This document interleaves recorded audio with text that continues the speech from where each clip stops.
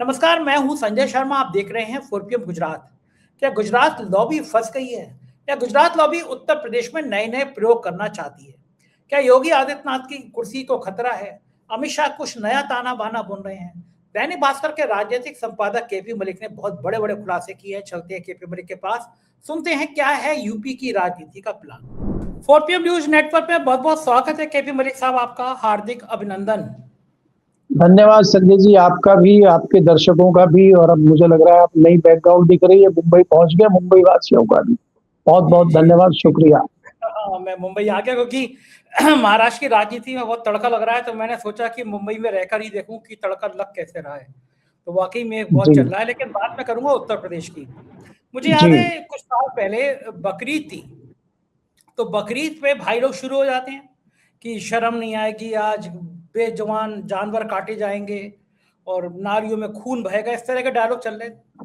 तो मैंने हालांकि फेसबुक पे लिखा, भाई उस समय में, अभी मैंने कुछ दिनों से नॉनवेज छोड़ा, वरना उन दिनों तो मैं खूब नॉनवेज खाता था। तो मैंने लिखा कि कोई क्या खाएगा क्या पिएगा, ये उसकी निजी जिंदगी है, इसमें लोग ज्ञान देते हैं। तब तक मैं लिखा ही था, उसके अगले दिन ही लखनऊ का सबसे बड़ा मॉल जो था लुलु मॉल, उसका उद्घाटन हुआ। और उसमें लुलु मॉल के जो मालिक थे, उनके संग योगी जी एक ही गाड़ी में बैठकर, और जो इलेक्ट्रिक व्हीकल होता है उसमें बैठ के मॉल का नजारा देख रहे थे। मैंने वो फोटो लगा के पूछा, मैंने कहा कि इस उत्तर प्रदेश में जो सबसे ज्यादा बड़ा कसाई खाना, जिसको स्लॉटर हाउस बोलते हैं, वो इन्हीं यूसुफ अली जी का है, जिनका ये लुलु मॉल है। यानी सबसे ज्यादा जानवर जो काटे जाते हैं उत्तर प्रदेश में, वो यूसुफ भाई के स्लॉटर हाउस में काटे जाते हैं, और उन्हीं के संग योगी जी बैठ के उस मॉल का उद्घाटन कर रहे हैं। और भक्त लोग जो हैं वो विलाप कर रहे हैं कि साहब बेजुबान जानवर मारे गए मारे गए। अब तो ताजा रिकॉर्ड ये आया है कि भारत बीफ के मामले में दुनिया में सबसे तेजी से उभरने वाला देश बन गया है। हम बीफ का इतनी बड़ी संख्या में आयात करते हैं कि बाकी सब देश पिछड़ गए। यानी हमारे देश में बीफ दनादन काट के विदेशों में भेजा जा रहा है। हलाला सर्टिफिकेट, प्रधानमंत्री जी कई जगह के सर्टिफिकेट बताया है कि हलाला का सर्टिफिकेट मिलता है हमारे यहाँ। अब हमारे बीजेपी के प्रवक्ता बता चुके हैं कि पूर्वोत्तर की गाय कोई और गाय होती है, इधर की गाय माँ है, वहां की गाय यमी यमी, इधर की मम्मी उधर की यमी। लेकिन ये सब विवाद चल रहा था, उसके बीच में हमारे शंकराचार्य जी ने बिल्कुल चोटी बांध दी, जैसे नंद ने, चाणक्य ने चोटी बांधी थी कि वंश का नाश कर दूंगा, ऐसी शंकराचार्य भड़क गए। अब तक तो ये मुसलमानों से कागज मांग रही थी सरकार कि मुसलमान दिखाओ, कागज दिखाओ, बांग्लादेशी कागज दिखाओ, घुसपैठी कागज दिखाओ। अब शंकराचार्य जी ने सीधा सीधा मुख्यमंत्री को चैलेंज कर दिया कि भैया अगर तुम सच में हिंदू हो तो गौ माता को राज का दर्जा दो, राजमाता का दर्जा दो, प्रमाण पत्र दिखाओ कि तुम हिंदू हो, वरना हम लखनऊ में डेरा डालेंगे। यानी अब पहली बार उल्टा पड़ गया है। कहा तो शंकराचार्य से सर्टिफिकेट मांग रहे थे, और कहा शंकराचार्य मुख्यमंत्री से हिंदू होने का सर्टिफिकेट मांग रहे हैं।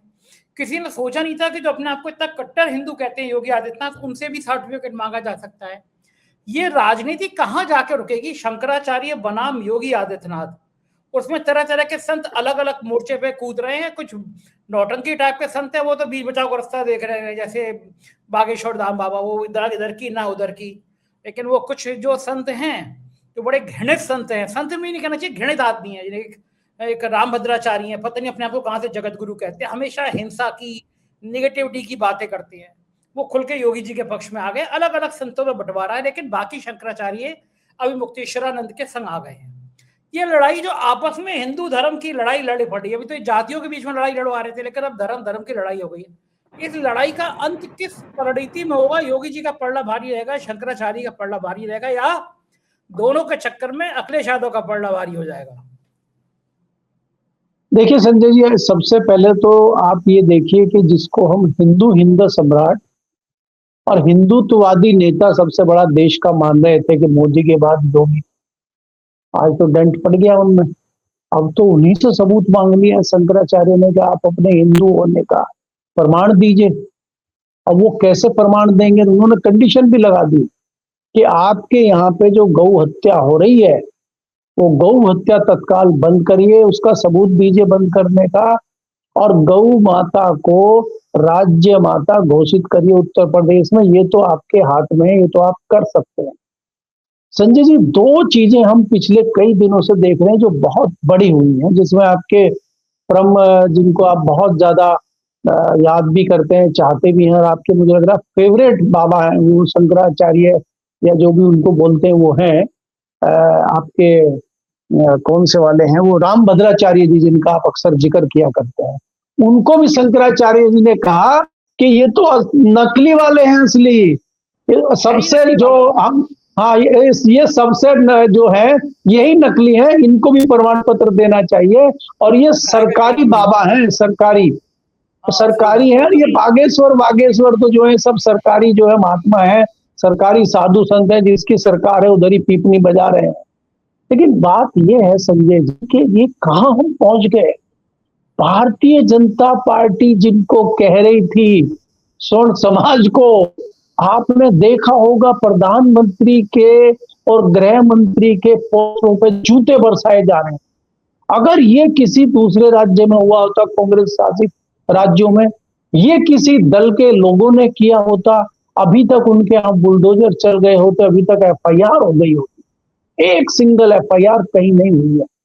और नारे लगे हैं कि मोदी तेरी कबर खुदेगी। हमारे देश के यशस्वी प्रधानमंत्री के बारे में इस तरह से अगर कोई टिप्पणी कर रहा है और उसके ऊपर अभी तक कोई एफआईआर नहीं हुई है, तो ये दुर्भाग्यपूर्ण है संजय जी। देखिए, हम भले कुछ भी कहते रहे, आज मोदी जी देश के प्रधानमंत्री हैं, और चाहे वो विपक्ष की हो, चाहे उनकी हम जैसे लोग, आप जैसे लोग आलोचना करने वाले हों, इस तरह की टिप्पणी ना हम करेंगे, ना करनी चाहिए। लेकिन की लोगों ने, तो आप क्यों नहीं बोल पाए? क्योंकि आपने इतना बड़ा बवंडर कर दिया है जो आपको ले डूबेगा। देखिए संजय जी, आज तक भी मुझे लगता है कि राजीव गांधी से लोकप्रिय प्रधानमंत्री कोई हुआ नहीं है, और उनका आंकड़ा तो मोदी जी भी नहीं छू पाए, 400 थी उनकी। और क्या हुआ था मंडल कमंडल के बाद, क्या हुआ था, वीपी सिंह ने क्या कर दिया था, हवा निकाल दी थी। ये जो मुद्दा इन्होंने छेड़ा है, और ये जो इस मुद्दे का मजा लेना चाह रहे थे कि हम जो है शेड्यूल कास्ट के नाम पे स्वर्ण वर्ग को खुश कर दें, और ये पास तो होना नहीं है, कोर्ट में जाके फंस जाएगा, तो दोनों खुश। और यूपी में जो हमसे नाराज हो गया है ओबीसी, पिछड़ा और दलित जो है वो सब हमारे साथ वापस आ जाएगा। ये अपने ही चक्रव्यूह में फंस गए। दूसरी बात यह है कि जो शंकराचार्य का पिछले 10-11 दिन से ये मामला चल रहा है, अब मुझे लग रहा है संजय जी ये बड़ा हो रहा है धीरे धीरे, और ये रोद रूप लेने जा रहा है, और ये भारतीय जनता पार्टी के ताबूत में आखिरी कील बनेगा ये। और उत्तर प्रदेश में आप मान के चलिए, मैं आपको बड़ी खबर दूंगा जब आप अगला सवाल पूछेंगे, उस पर व्याख्या तब करूंगा। लेकिन मैं आपको ये कह रहा हूं कि योगी जी अपने भयंकर जाल में फंस चुके हैं। मैंने आपके कार्यक्रम पे 2 बार कहा था कि ये शंकराचार्य जी का मामला इतना बड़ा नहीं है, और शंकराचार्य की कोई मांग ऐसी अनोखी नहीं है जो योगी जी पूरी ना कर पाए। उन्होंने कहा भाई सह सम्मान हमें जो है स्नान करने दिया जाए, और हमारा जो ये हमारे साथ जो इंसल्ट हमारी हुई है, हमारे जो बटुक ब्राह्मणों को पीटा गया है, हमारा जो अपमान हुआ है, उसके लिए सरकारी अधिकारी माफी मांगे। योगी जी आगे आके कह सकते थे गलती हुई है, और मैं जो अधिकारी हैं उनको दंडित करूंगा, उनको आप सस्पेंड करते, कुछ भी करते, और कहते ये तो संतों की सरकार है, तो मामला ही निपट सकता था। लेकिन योगी जी ने उल्टा नोटिस चस्पा किए उनके यहाँ पे, उनसे सबूत मांगे शंकराचार्य होने के, उनको काल नेमी बता दिया, तो मामला आपने आगे बढ़ा दिया। जब आपको लगा कि ये मामला हाथों से निकलता जा रहा और बहुत ज्यादा बिगड़ गया है, तब आपने अफसरों को चुपचाप भेजा रात के अंधेरे में कि जाइए माफी मांग लीजिए। फिर भी शंकराचार्य जी ने बड़प्पन दिखाते हुए कहा कि माफी आप हमारी इंसल्ट तो करें आप खुले में, हमें तो लिखित में नोटिस दें, हमारे यहाँ तो चस्पा करें आप, और आप चुपचाप रात को अंधेरे में अंदर आके माफी मांग ले, ऐसे नहीं चलेगा। फिर भी आप लिखित में माफी मांगिए और हमें स्नान कराइए इज्जत के साथ, तो हम छोड़ देंगे सब चीजें। उस पर भी वो तैयार नहीं हुए, तो शंकराचार्य जी वापस जो है बिना नहाए वाराणसी चले गए, और अब ये मामला बढ़ गया है। अब ये योगी जी के गले की हड्डी बन चुका है। और संजय जी मैं आपको बता दूं कि ये भारतीय जनता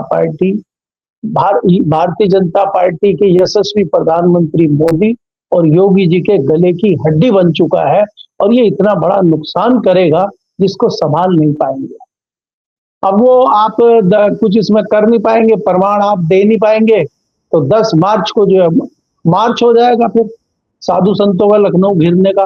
क्योंकि दिल्ली घेरेंगे तो मामला मोदी जी का बन जाएगा।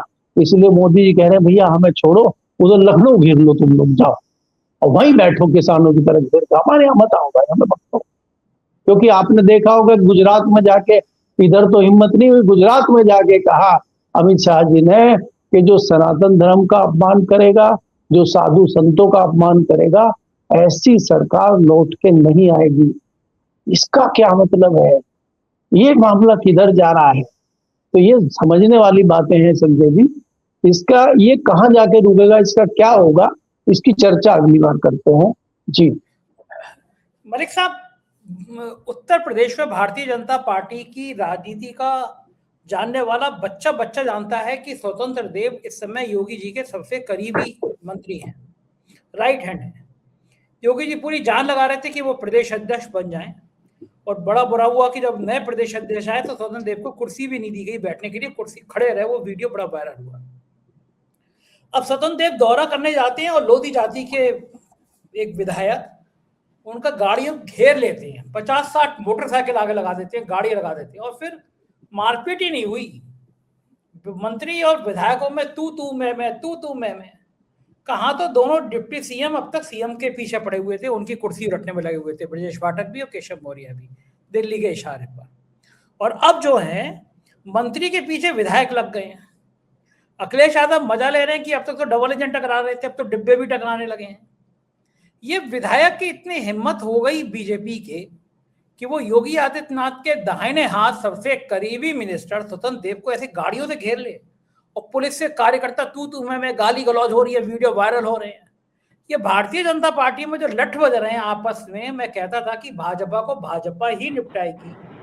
कोडीन भैया के संरक्षण देते देते योगी जी कहां पहुंच गए कि क्या दिल्ली के साजिश में फंस गए? क्या ये साजिश दिल्ली की है? क्या योगी जी की व्यू रचना जो आप कह रहे थे होने वाली है, हो रही है? इसका परिणाम क्या होगा? देखिए संजय जी, निश्चित तौर पर मान लीजिए कि ये जो मामला चल रहा है इसमें भी योगी जी घिर चुके हैं, योगी जी अकेले पड़ चुके हैं, पर योगी जी के साथ जो गाहे बगाहे कुछ नेता है उनको भी घेरा जाना शुरू हो गया है, ये आप देख लीजिए।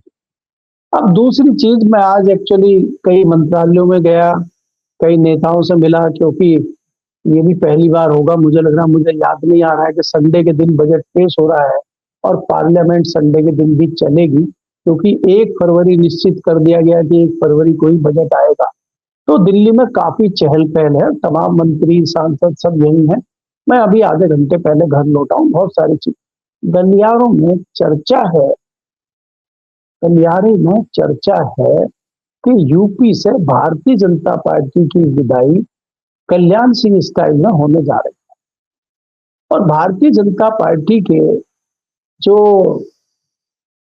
महामहिम है, भारतीय जनता पार्टी के जो दिल्ली में बैठे हुए शीर्ष नेतृत्व के लोग हैं जो आज चला रहे हैं, उनको अलग अलग नामों से आप जानते हैं, उन्होंने ये कह दिया कि कुछ स्टेट हारने के लिए भी होते हैं भाई।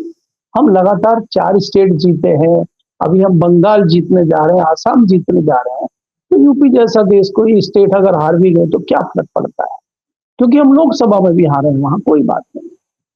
आज क्योंकि आपने शाम दाम दंड भेद सब कर लिया है और आप योगी जी को नहीं हटा पाए हैं, तो उसका तरीका ये है कि चाहे ये साधु संतों वाला मामला हो, चाहे जो आपने मंत्री को घेरने वाला मामला हो, चाहे पीछे आपने देखा कि ब्राह्मण समाज के विधायकों का मीटिंग करना हो, और चाहे ये यूजीसी का मामला हो, इनका सबका सेंटर पॉइंट एक जाके बनता है कि उत्तर प्रदेश से बाबा की विदाई। और इसके सामने जो तस्वीर पलटी है, जो मैं बताया आपको, मैं गया था, चर्चाएं चल रही हैं, मैं इस बात की कोई पुष्टि तो नहीं करता क्योंकि ये कानाफूसी है और ये एक अंदाज लोग लगा रहे हैं, कह भी रहे हैं। अब इसमें कितनी सच्चाई है मुझे नहीं पता है, लेकिन कई लोगों ने जो हमें बात कही है कि अमित शाह जी ने ठान लिया है कि बाबा को बाहर करने के लिए समाजवादी पार्टी के एक बड़े नेता को अमित शाह जी ने बुलाया और उनको कहा कि अखिलेश जी को कहिए कि वो यूपी में तैयारी करें, बस दिल्ली में जो चिपके रहते हैं राहुल गांधी से, उससे थोड़ी उचित दूरी बनाए और पार्लियामेंट में थोड़ा कम साथ में दिखे, और कभी अगर ऐसा दबाव पार्लियामेंट में बन जाए विपक्ष का, कांग्रेस का, तो उस दिन छुट्टी उट्टी पे चले जाए। तो दिल्ली इधर सुरक्षित हमें रहे और आप यूपी में जाइए, अपना मामला फिट करिए, हमें कोई दिक्कत नहीं है। यहां तक भारतीय जनता पार्टी के जो चाणक्य हैं वो रणनीति बना रहे हैं, और उस रणनीति में, उस चक्रव्यूह में क्या बाबा फंस चुके हैं और बाबा को कोई रास्ता निकलने का नहीं दिख रहा है, इस तरह की चर्चाएं भी दिल्ली के लुटियंस जोन में है, गलियारों में है। और ये क्योंकि तार जुड़ते हैं कहीं ना कहीं जाके, जब आप इसका विश्लेषण करते हैं, जब आप इन चीजों को जोड़ने की कोशिश करते हैं, हालात की बात करते हैं, मुझे लगता है 11 साल में पहली बार इस तरह का एक स्टेटमेंट आया है अमित शाह का कि जो सनातन धर्म का अपमान करेगा उनको उस पार्टी की सरकारें पलट के नहीं आती हैं। तो कौन कर रहा है सनातन धर्म का अपमान, कौन कर रहा है साधु संतों का अपमान, कहां पे सरकार पलट के नहीं आने वाली है? मतलब सरकार है, पलट के नहीं आने, तो आप किस ओर इशारा कर रहे हैं? पाकिस्तान में तो है नहीं साधु संतों की सरकार, वहां तो सनातन धर्म का अपमान हो, ना नेपाल में हो रहा, ना बांग्लादेश में है, भाई बाकी जगह तो है नहीं। तो ये उत्तर प्रदेश की बात कर या फिर उधर हो, भाई बांग्लादेश में हो या कर्नाटक की बात भी नहीं चल रही, कर्नाटक में कल सुबह इलेक्शन है नहीं। तो मेरे जैसा अगर थोड़ा सा कम बुद्धि वाला, औसत बुद्धि वाला छोटा पत्रकार अगर अंदाजा लगाता है तो मैं तो उत्तर प्रदेश पे लगाता हूँ, बाकी हो सकता है आसाम वगैरह पे लगाएं, नेपाल भूटान पे भी लगा सकते हैं कुछ लोग। तो संजय जी इस तरह की चर्चाएं जताती है कि भारतीय जनता पार्टी में बहुत भयंकर उथल पुथल चल रही है, और ये ऊंट जो बैठेगा, भारतीय जनता पार्टी का जो राजनीतिक ऊंट है, इस बार उल्टे करवट बैठने जा रहा है, और मुझे लगता है उसकी शुरुआत आप उत्तर प्रदेश से देखेंगे। जी मलिक साहब, बड़ी भयंकर बात बता दी आपने, और इसकी चर्चा तो चल रही थी, लेकिन आज आपने मंच से ये बात कह दी। दूसरी बात कि योगी आदित्यनाथ अब तक ऊंची जाति की राजनीति कर रहे थे। वहां जहां तक मैं समझ पाया उनकी राजनीति की बात, उनको लगता था कि राजनाथ सिंह अब काफी उम्र हो गई है उनकी, और क्षत्रिय नेता कोई भारतीय जनता पार्टी में अब कोई मजबूत बचा नहीं है। तो योगी आदित्यनाथ की जो राजनीति थी वो मुझे इशारा कर रही थी कि योगी आदित्यनाथ भारतीय जनता पार्टी में एक मजबूत क्षत्रिय नेता के रूप में अपना एक स्थान बनाना चाहते हैं, बल्कि बना भी लिया उन्होंने। आप देखो ना, वो सिपाही जो कफ सिरप में जो नामजद हुआ जेल चला गया, एक सिपाही की करोड़ों रुपए की संपत्ति है, उस पर बुलडोजर नहीं चला। कोरिन भैया आज तक बाहर घूम रहे हैं, उन पर कुछ कार्रवाई नहीं हुई। तो वो क्षत्रियों में एक संदेश देना चाहते थे कि भाई क्षत्रिय हैं तो हम आप सुरक्षित हैं, और दिया भी उन्होंने, और क्षत्रिय नेता बने भी वो। इस बीच में जो दिल्ली के इशारे पे यूजीसी की जो गाइडलाइंस जारी हुई, उसने पूरा मामला उलझा दिया, और एक तरफ हम देख रहे थे कि किस तरह पिछड़ा बनाम अगड़ी जाति है उलझकर रह गई। तो योगी जी की जो राजनीति थी, ऊंची जाति की राजनीति, उसका ही विरोध उत्तर प्रदेश में सबसे ज्यादा शुरू हो गया। ब्राह्मण, ठाकुर, ये सब लोग सड़कों पे आ गए। तो क्या ये भी दोनों के टकराहट का एक नतीजा था कि अगर योगी आदित्यनाथ ऊंची जाति की राजनीति करना चाहते हैं तो इस ऊंची जाति की राजनीति को खत्म किया जाए? और ये बड़ा खतरनाक खेल नहीं था, क्योंकि अगर गवर्नमेंट ने, कोर्ट ने स्टे दिया है, तो पिछड़ा और दलित मांग करने पे आप अध्यादेश ले आइए। जब निर्वाचन आयुक्त का चयन होना था, सुप्रीम कोर्ट में ने कहा कि भाई एक जज भी होना चाहिए, तो सरकार एक अध्यादेश ले आई थी, सुप्रीम कोर्ट के आदेश को पलट दिया। तो अगर आपको पिछड़ों और दलितों को अधिकार देना है तो सुप्रीम कोर्ट के स्टे के खिलाफ एक अध्यादेश ले आइए कि पिछड़ों और दलितों को अधिकार देना है। हमारी रिपोर्ट की, कमेटी की रिपोर्ट की सही रहेगी। आपको लग रहा है कि बीजेपी अब तक के सबसे मजबूत और सबसे भयंकर जो विपक्ष का हमला था उसमें उलझ कर रह गई है, उसका अंजाम क्या होगा? संजय जी, अगर ये देखें, ये भारतीय जनता पार्टी ने जो एक बहुत रणनीतिक फैसला किया था और एक रणनीति ये चलाने की कोशिश की थी उत्तर प्रदेश के और बंगाल के चुनाव से पहले, कि इससे कहीं ना कहीं उत्तर प्रदेश में जो पिछड़ा दलित भारतीय जनता पार्टी से अलहदा होकर समाजवादी पार्टी और कांग्रेस में गया है, कहीं ना कहीं उसको एक संदेश जाएगा कि भारतीय जनता पार्टी आपकी चिंता करती है और आपके लिए वो डिसीजन ले रही है। ये सोच के इन्होंने ये किया था। दूसरा, इनको ये था कि ये चलेगा तो है नहीं, क्योंकि इसमें कई सारे लूप होल छोड़े गए हैं, तो ये कहीं ना कहीं ऊपर जाके अटक जाएगा, चाहे सुप्रीम कोर्ट में अटके और चाहे बाद में पार्लियामेंट में अटके। तो इससे क्या होगा कि ऊपर रुक जाएगा और नीचे से हो जाएगा, तो हमारा जो है हित सज जाएगा, और हम जहां तीर मारना चाह रहे हैं वहां तीर लग जाएगा। लेकिन संजय जी, ये तीर उल्टा लग गया है। इससे जो स्वर्ण जातियां हैं जो जिनको आप ब्राह्मण और बनिए कहते हैं, वो कहीं ना कहीं इससे बहुत नाराज हैं, जो सॉलिड रूप से भारतीय जनता पार्टी के साथ रहते थे। दूसरी बात, आप जिस प्रकार से योगी जी की कर रहे हैं, योगी जी ठाकुरवाद को, जातिवाद को बढ़ावा इसलिए दे रहे थे कि वो एक छत्र ठाकुर नेता बनना चाहते थे, इसमें कोई दो राय नहीं है। राजनाथ जी केंद्र में मंत्री हैं, वो भी बड़ी मजबूत स्थिति में है, लेकिन क्या आप अकेले ठाकुरों के बलबूते पर राजनीति कर सकते हैं? क्या आप ब्राह्मणों को, बाकी जातियों को नाराज करके आप राजनीति कर सकते हैं? आप दिल्ली पहुंचने के सपने देख रहे हैं, क्या दिल्ली जा सकते हैं? उसी उसी दिल्ली जाने के सपने की हवा निकालने के लिए ही शंकराचार्य को आपके खिलाफ यूज किया गया है। उसकी हवा निकालने के लिए जाइए, आप ले जाइए ठाकुरों को, अकेले ठाकुर देखते हैं आपको कहां तक ढोते हैं, कहां तक लेके जाते हैं। तो मेरा कहने का मतलब है कि योगी जी इस मामले में फंस गए हैं। और देखिए संजय जी, योगी जी को दिल्ली जाने के लिए मोदी के बाद योगी, ये जो चल रहा था, चाणक्य जी कैसे ऐसा होने देंगे? दूसरी चीज ये है कि जो मैं अगर विश्लेषण योगी जी का करता हूं और हम ये देखते हैं कि मोदी जी के रास्ते पे ये चल रहे हैं, मोदी जी शुरू में हिंदू हृदय सम्राट थे और उनके ऊपर जिस तरह के आरोप 2002 में लगे थे और बाद में धीरे धीरे उस लकीर को लेकर चल रहे थे, लेकिन उन्होंने उस लकीर को मिटा दिया था जब वो विकास पुरुष की छवि लेकर दिल्ली पहुंचे थे। 2008-2009 तक उन्होंने विकास पुरुष की छवि बना ली थी और वो जो कट्टरवादी चेहरा था उसको धीरे धीरे उन्होंने खत्म कर दिया था और वो विकास पुरुष बन के दिल्ली आए थे, ये भी आपको मानना होगा। पिछले 9 साल में उत्तर प्रदेश में कोई ऐसा विकास कार्य नहीं हुआ आपके लुल्लू मॉल को छोड़ के जिसको योगी जी कह सके कि हमने उत्तर प्रदेश में कोई बहुत बड़ा काम कर दिया। भले ही आप कानून व्यवस्था का दावा ठोकते रहे, भले ही आप लुल्लू मॉल की जमीन भी अखिलेश यादव ने दी थी जी, और दूसरा जो है, भले ही आप जो है बुलडोजर बाबा और जो है दूसरा आप जो है कानून व्यवस्था की बात करें, लेकिन आप अभी उस तरह से उस लेवल पर नहीं पहुंचे हैं कि आप योगी जी की बात करें। आप हिंदू हिंदू सम्राट, कट्टर हिंदू की छवि आपने बना ली थी, लेकिन पिछले 15 दिनों में जो आपकी इस छवि को झटका लगा है, ये बहुत बड़ा मुश्किलात में योगी जी आ गए, मुझे ऐसा लगता है।